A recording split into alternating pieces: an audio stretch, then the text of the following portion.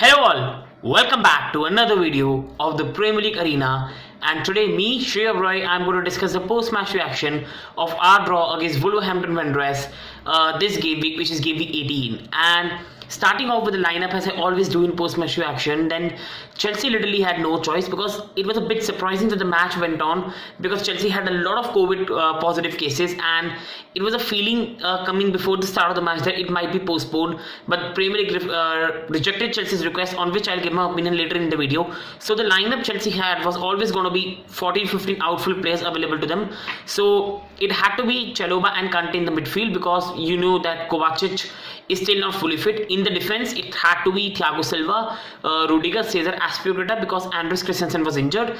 Then it had to be Edward Mendy, and then it was Reece James and Alonso as the wing backs because to be honest we had no other options available. Then Chalobah and Kante in the midfield. Kante, who was just coming back from an injury and had to straight away play because Jorginho, Loftus-Cheek were injured, and the front three of Hakim Ziyech, Christian Pulisic and Mason Mount, because again we had no option. There was no Kai Havertz, no Werner, no Odoi, no Lukaku, so we had no option. And on the bench you had Barkley, you had Kante, you had two goalkeepers available, so it was always going to be a long struggle. So this was a lineup of Chelsea. Now moving on to the performance, and the first half was just ridiculous.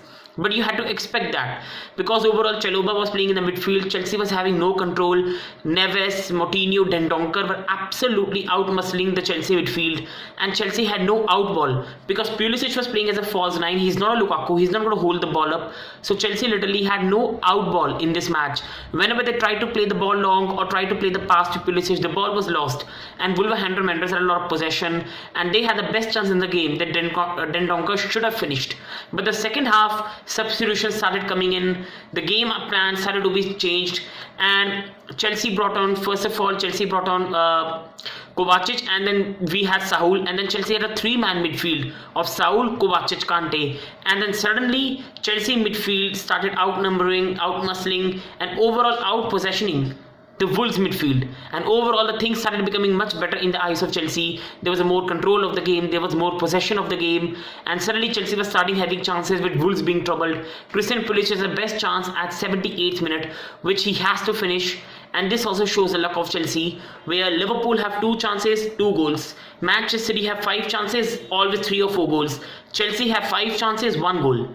Against Everton, C team, Chelsea had 6 clear-cut chances, 1 goal. Today, Chelsea had 1 clear-cut chance, 0 goal. So it's becoming a problem. So this was the game recap and game review. Now just my opinion. So first opinion I'm going to give on is, should the match have been postponed? And on one hand, I do believe that it would have been more trouble for Chelsea if the match was postponed because we have a hectic schedule coming in front of us. We have FA Cup matches, we have Carabao Cup matches, we have FIFA Club World Cup to deal with in February. Edmund Mendy will also be going on AFCON competition in January, so we are in a bit of trouble. In February, we'll be in the Champions League. I think our match against Brentford in the Carabao Cup could be postponed, so we'll be in the Carabao Cup in February. We will be in the FA Cup, we'll be in the Champions League, we'll be in the Club World Cup, and contending in 5 competitions would have been very difficult for the squads. It's already ravaged with a lot of injuries.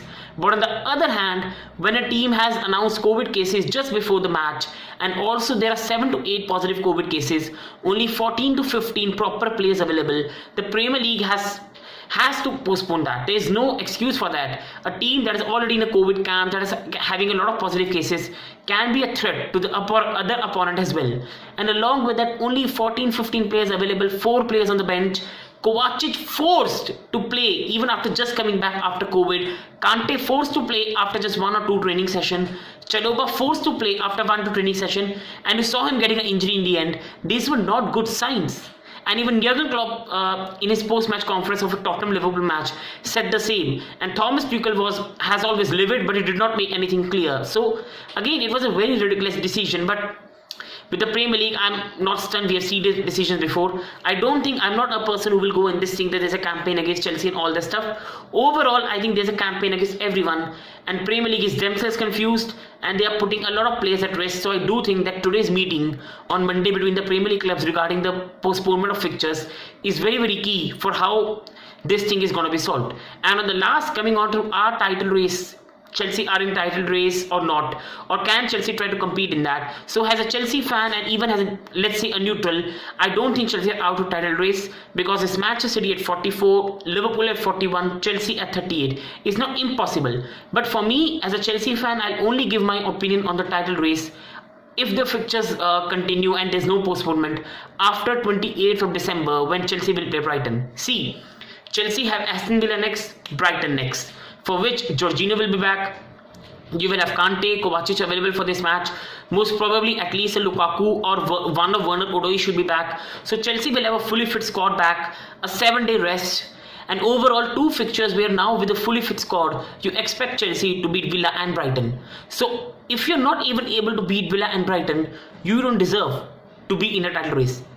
But I can see Chelsea winning those 2 matches if all players are back. And then the Premier League table suddenly becomes City 50, you can say Liverpool 47, Chelsea 44, and then Chelsea will play City and Liverpool in successive matches. And then destiny is in your hands.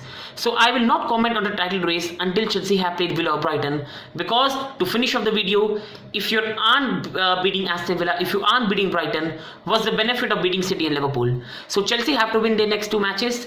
Chelsea should have most of the players fit before January 2 when they play Liverpool, and then we'll see whether they're title material or not. So this was my post-match reaction on Chelsea and why I still remain optimistic that we can win the Premier League. So this was my video. I hope you enjoyed it. Thanks for watching.